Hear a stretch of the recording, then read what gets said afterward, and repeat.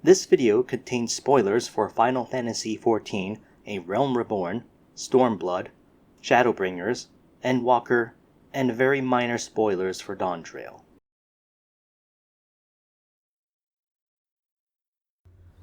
From the gate of Nalthal in Ul'dah, I traveled west, down the long stairway of the 80 Sins of Sasamo, up the cobblestoned path past Scorpion Crossing. At the great aetheryte at horizon, my horsebird and I took rest, but not for long.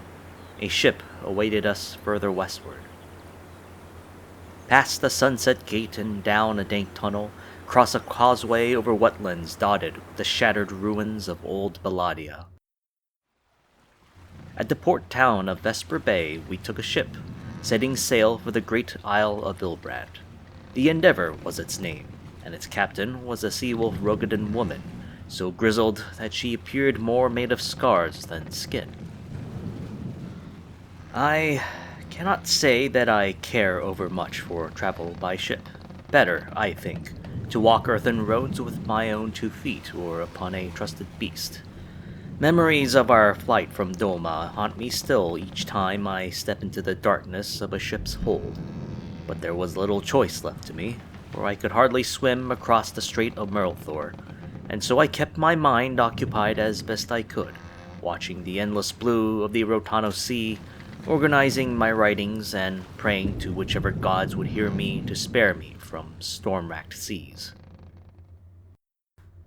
The gods did not listen. 4 days into my journey, a storm unlike which I have ever seen tormented the Endeavor. As the ship rolled and nearly capsized with every crashing wave, I clutched my journal to my chest, begging to all and none for the ship to hold together, or at least for the waves and thunder to cease.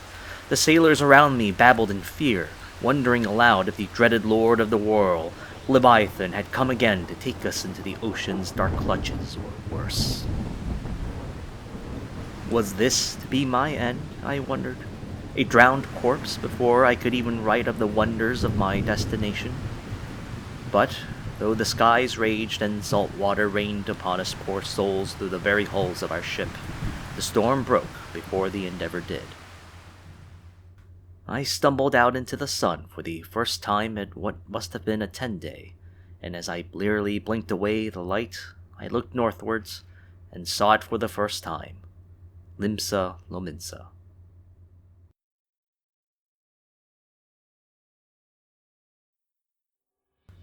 Limsa Lominsa is the westernmost of the Eorzean city-states, lying on the southwestern edge of the great Isle of Vilbrand, off the coast of Aldenard. From a distance, it is a fair city of white stone, built upon towering cliffs that rise out of the waters of the Indigo Deep like fingers. At almost all hours, you can see fleets of ships coming to and fro from its expansive docks, each one laden with goods and people from all across the star. On a clear day, dressed in sunlight glimmering off of the ocean waves, it is a marvel to behold. When night falls, however, when your feet tread the cobblestones of its streets and you hear the howls of drunkards and scoundrels like wolves under the moon, you will find echoes of the city's dark past as a haven of thieves, bandits, and pirates. For centuries, the Limsans made much of their livelihood less through trade or farming, but by taking the hard-won fruits of others' labor by sail, sword, and cannon. They were the scourge of Eorzea's seas, their streets flowing with stolen goods and stolen peoples, and as such, they had few friends outside their borders, as well as little stability within. With its people having founded the city as a refuge from tyrants, and how they clung to their freedoms bitterly no matter the costs to themselves or others, it is little wonder that Limsa Lominsa's history is one of anarchy and piracy, despite the ostensible title of Admiral giving it some semblance of structure and order. Till sea swallows all, or so the city's motto goes. In another time, one might wonder if Limsa Lominsa might have stayed its course as a nation of pirates, one that would take and take and take from its neighbors in Vilbrand and Eorzea, till a sea of blood swallowed the city. Yet, Every ship must change its sails if it wishes to ride the winds, and Limsa Lominsa is no exception. It is most fortunate, then, that the hand at its helm is a steady one, guiding it out of a dubious past and into a brighter future. And so, I shall tell you the tale of Limsa Lominsa, that city upon the cresting waves, and the course that it has sailed upon the winds of history.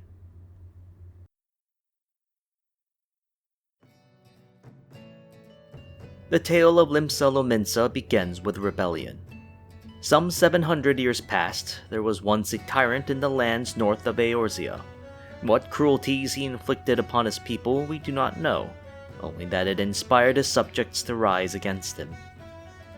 In another, kinder time, perhaps he might have been overthrown by these brave freedom fighters.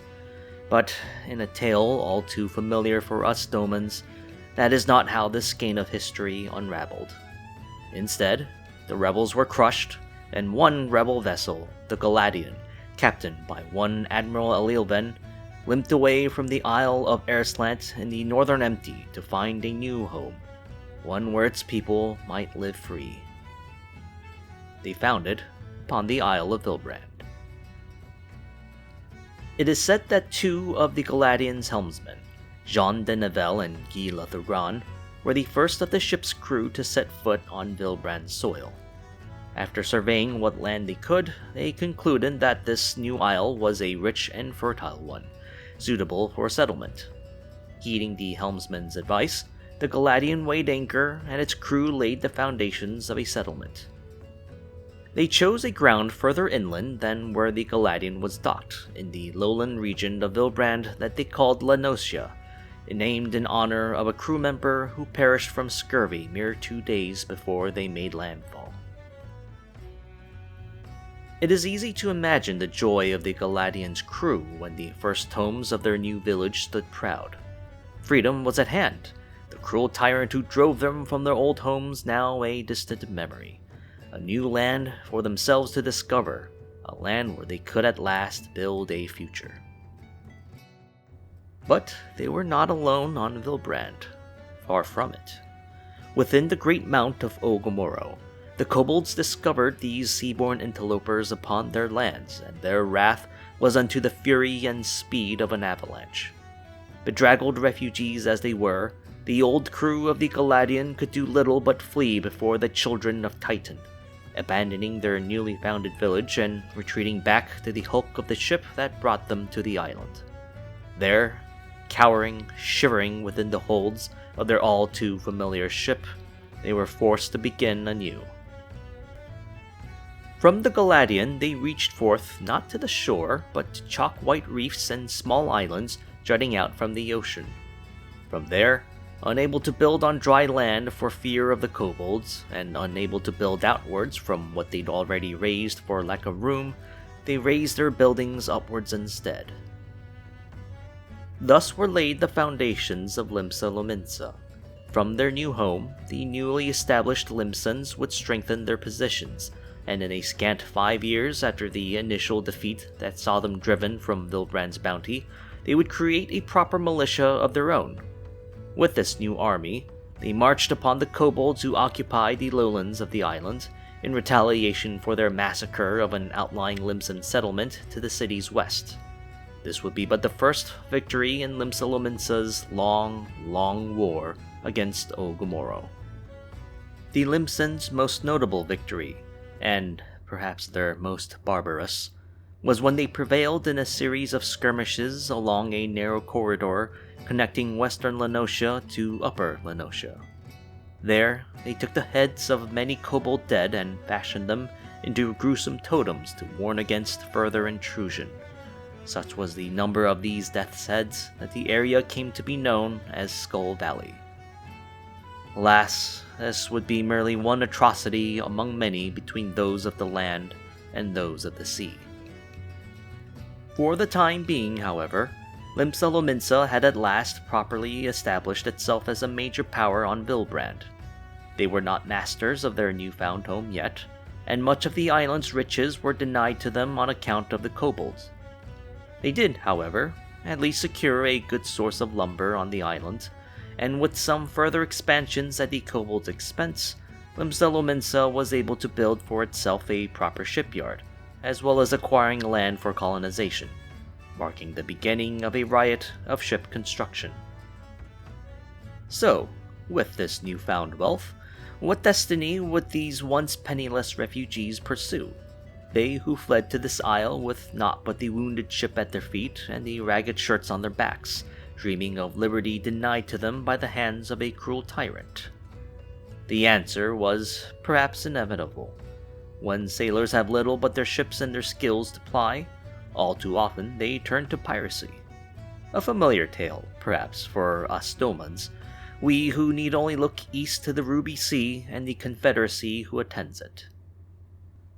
And so began Limsa Lominsa's long tradition of piracy.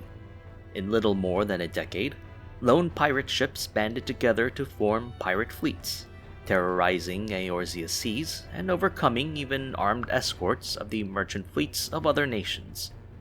In time, the sight of their ships bearing down on Ul'dan vessels laden with precious cargo would become an all too familiar sight. It was through piracy that Limsa Lominsa would gain the power and riches its founders might have once dreamed of.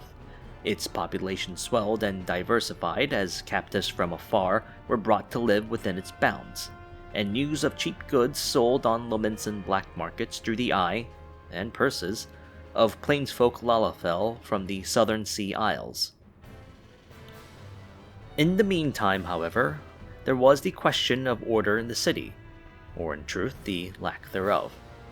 Limsa Lominsa was never totally bereft of a singular guiding hand, as the position of admiral, passed down from Elilben to successors by appointment, maintained some semblance of unity and control over the vassallocracy.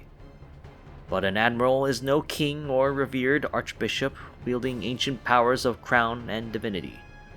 Initially, the office lacked many of the institutions and legal forms of control over its wayward citizens that it has today. Without a firm hand on the proverbial rudder, the city steadily slid into violence and anarchy, with wars between pirate factions and blades in the dark being the true order of the day.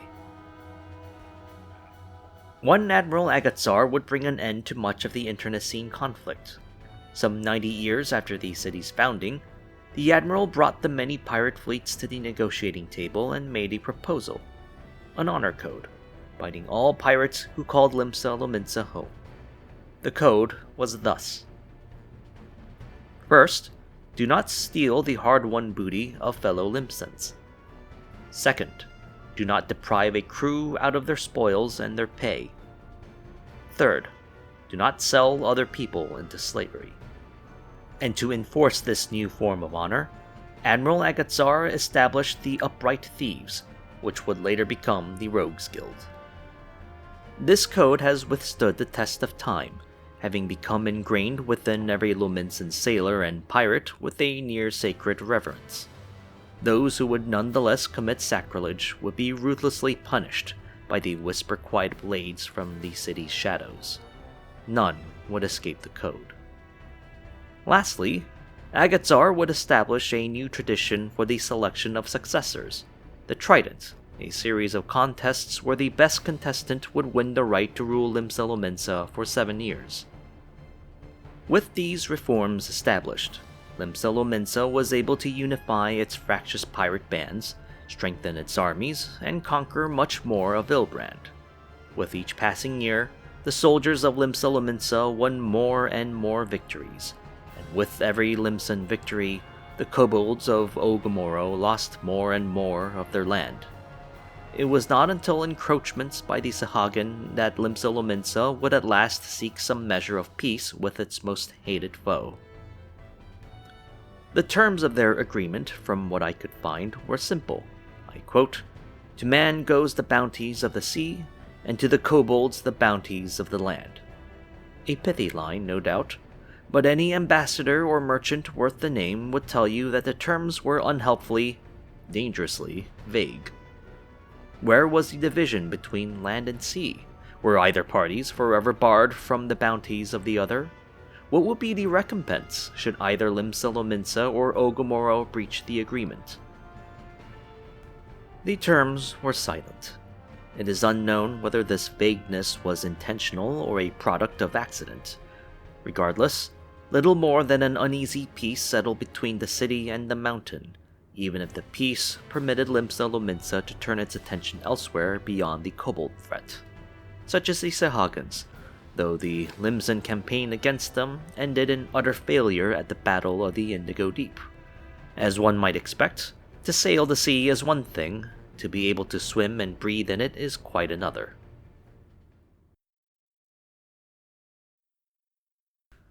One fruit of this relief from the war against the kobolds was exploration. Though the path was dangerous on account of the seafaring Sahagin, perhaps the one society in Eorzea who could outmatch Limsa Lominsa at sea, the city turned its gaze westwards, across the vast stretch of ocean called the Indigo Deep. One such adventurer named Ketenram went further than any Eorzean, and at the end of his long journey he found not emptiness or the eastern shores of Othard, but a different continent, Tural. There he met a king of the Mamulja peoples, earned his friendship, and returned home laden with treasures that astonished Eorzea, and began a frenzy of expeditions out west. Many did not return, on account of rough seas and the ever-present threat of the Sahagin. Yet the alehouses and markets could do little but marvel and lust at the sight of Turalian riches and fanciful tales thereof. Otherwise, Limsa Lominsa remained much as it was over the centuries, a nation of sailors and pirates who conquered and pillaged from its neighbors. It had few friends in Eorzea, unlike the Autumn War that saw the entire realm unite against Alamigo, or the war against Sildi's undead that, according to some, saw an alliance between Ul'dah and the Amalja. Limsa Lominsa stood alone against the kobolds and the Sahagin. Little wonder, it is difficult to befriend a neighbor who regularly robs you. In another time, perhaps Limsa Lominsa might have continued to sail this particular course. Perhaps it might have stood alone against Garly invasion while Gridania and Ul'dah struggled against the Imperial Juggernaut with just the two of them. Perhaps it would never be anything more than a city of cutthroats and ill repute. One woman would change the course of the city's destiny. Merlvib Lefisfin, commander of the League of Lost Bastards, one of the mightiest pirate fleets in her time, destroyer of an invincible navy sent by the nations to Eorzea's north, she who guided her ships to Tural and back at the age of 24, winner of the 85th Trident to win the seat of Admiral. She who somehow banished piracy in a nation of pirates. I do not fully know what means she used to set a new course for the ship named Limsa Lominsa. It is said that she gained the popular support needed to enact her sweeping reforms by hiring the legendary mercenary band, the Company of Heroes, who went on to defeat the incarnated gods of the kobolds and the Sahagin. And some say in hushed tones that the most intractable of pirate crews were silenced. What is known is that Admiral Merlvib succeeded in pointing her willful people towards a different future, one away from marauding and violence, and did so while gathering a great deal of authority under her office. Never before has the city been more unified under a single flag, and it was under this flag that Limsa Lominsa has at last charted a path to a new horizon.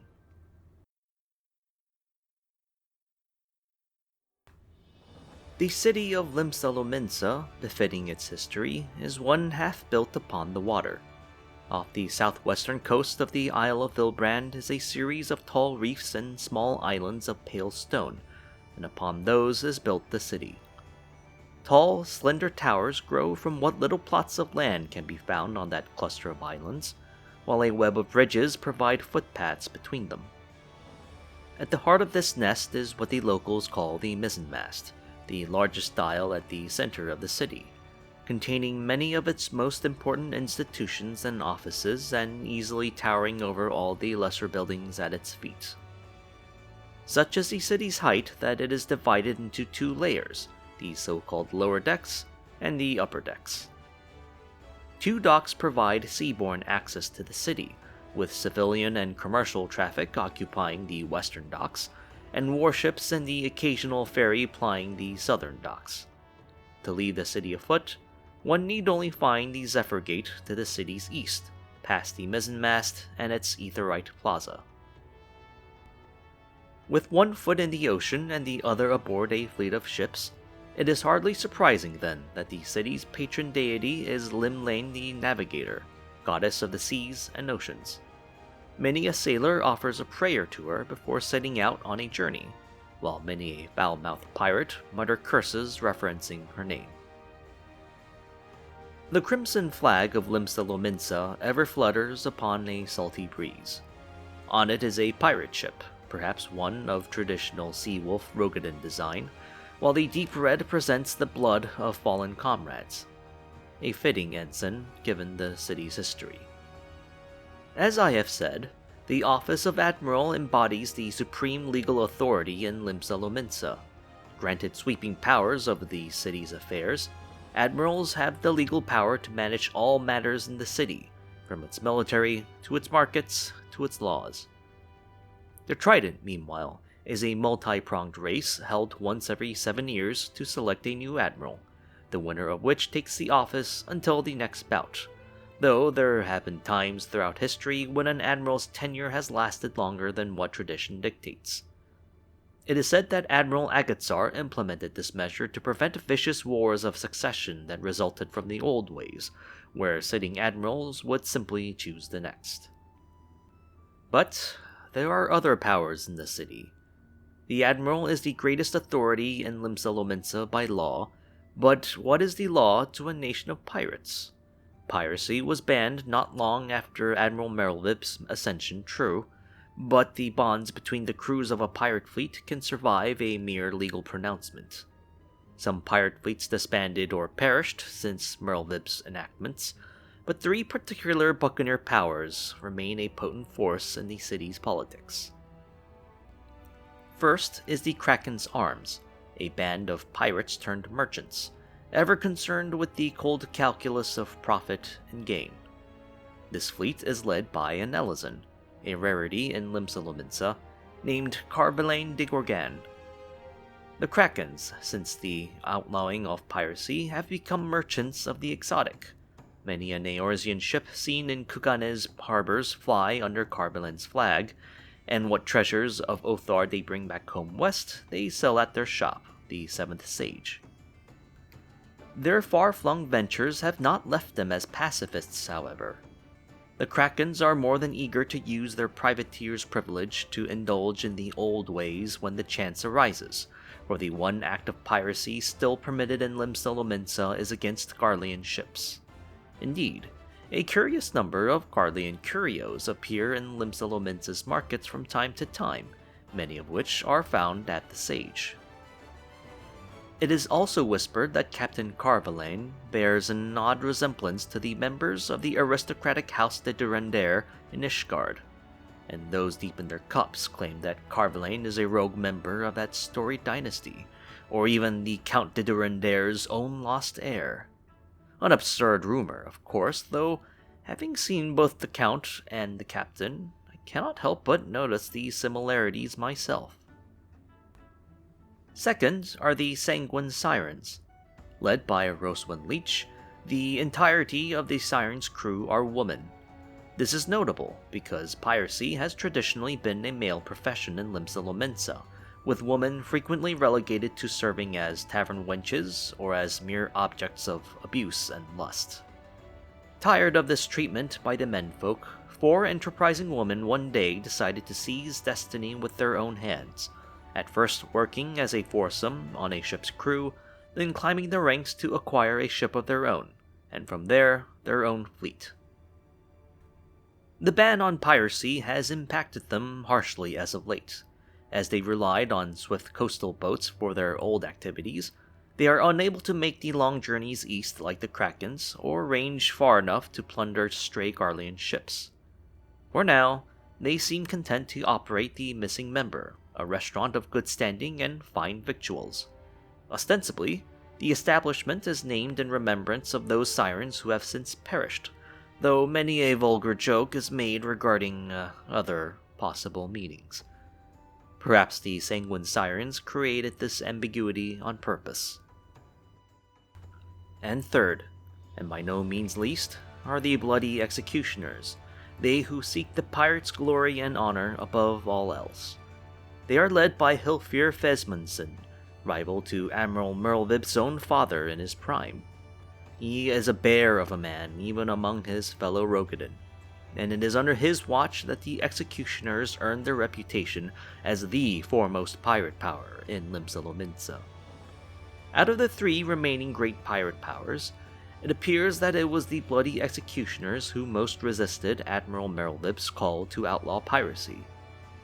Indeed, Hilfir once attempted to overthrow the Admiral herself to preserve the old ways, uniting lesser pirate crews in his would-be coup, though the threat of Garlemald and the Seventh Calamity cooled what might have been a bloody civil war in Limsa Lominsa.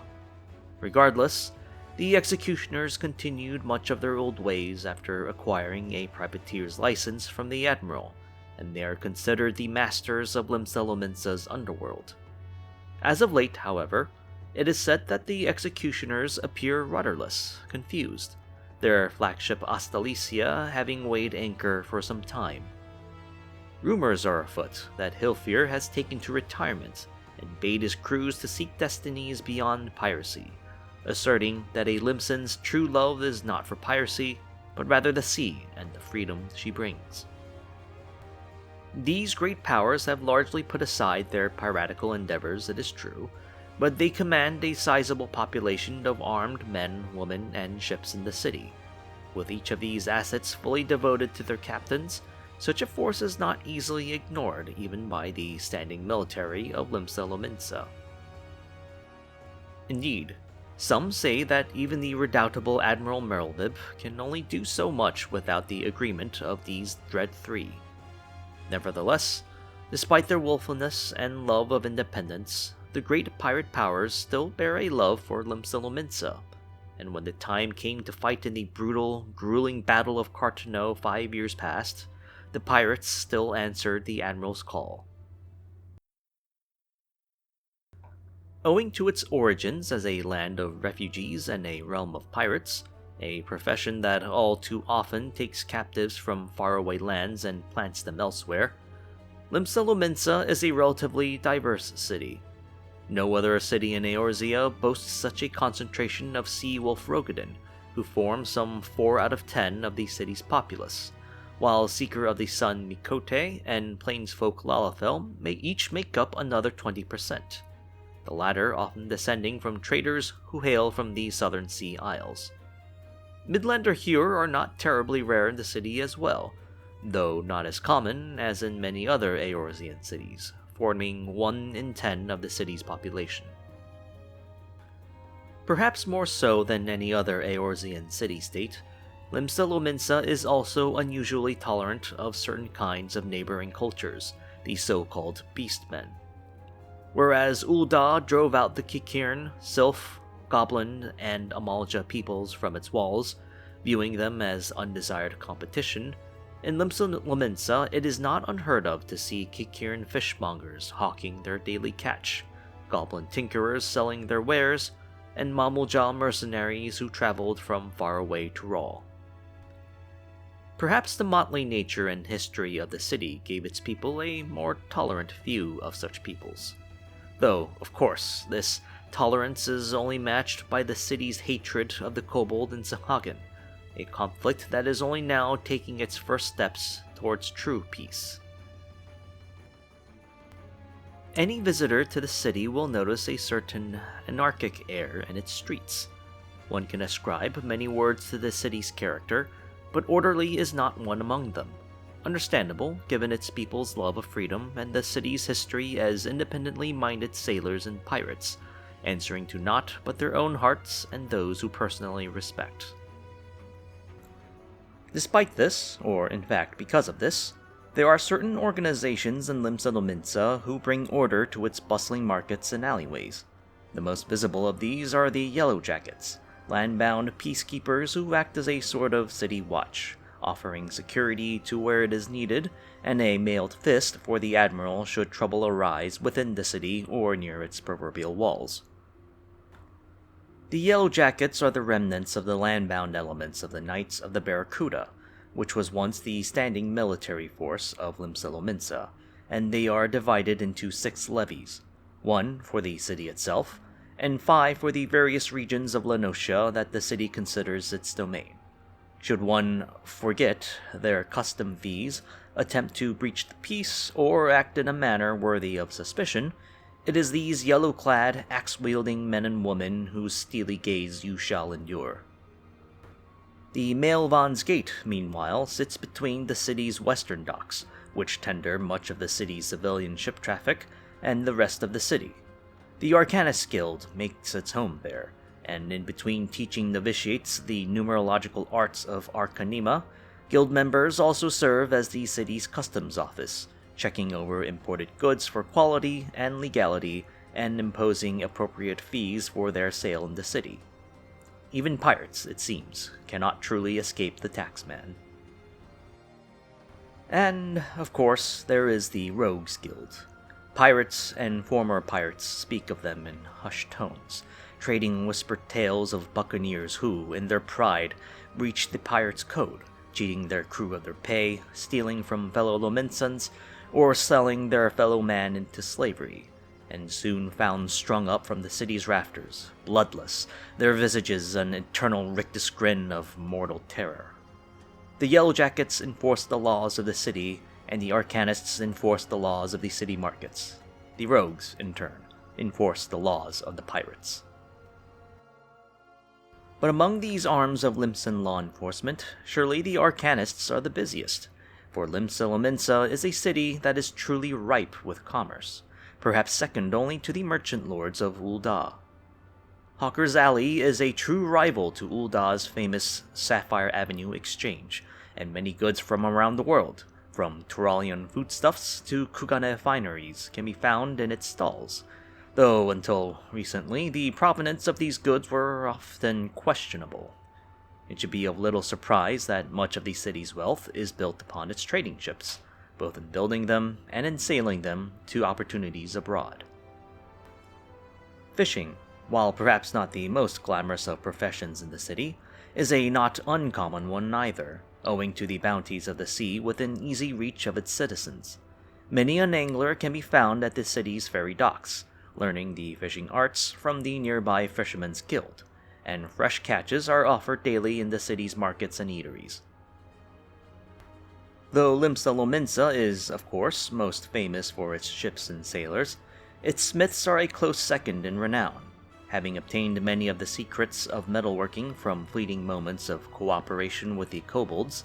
The Blacksmith's Guild and Armorer's Guild of Limsa Lominsa are famed throughout the realm for their mastery of shaping iron, steel, and bronze. Where Ul'dah's goldsmiths earned their fame through creating beautiful works of art and implements for the arcane, Limsa Lominsa's blacksmiths and armorers earned their fame through the forging of sharp blades, sturdy shields, and roaring cannon. As of late, the honest work of agriculture has also sprung up in the more fertile regions of Lanosia. Farming was all too often regarded with scorn by Lominsan pirates. Digging through the soil was for weaklings, prey, and kobolds, or so they liked to say, and any buccaneer worth the salt of the sea did not sow, but rather took, through blood, steel, and a fast-sailing ship. Admiral Merlvib, however, has undertaken initiatives to improve the farmland surrounding the city, in part to strengthen the city's food supply, no doubt, but also to wean former buccaneers off the pirate's life and to provide steady work for those retired from that profession. Those too old or injured to board an enemy ship might, after all, still be capable of tending to Lominsan wheat fields and orange orchards, and the fine grape wine produced at the aptly named wine port is surely a match for Dalmasca's finest vintage.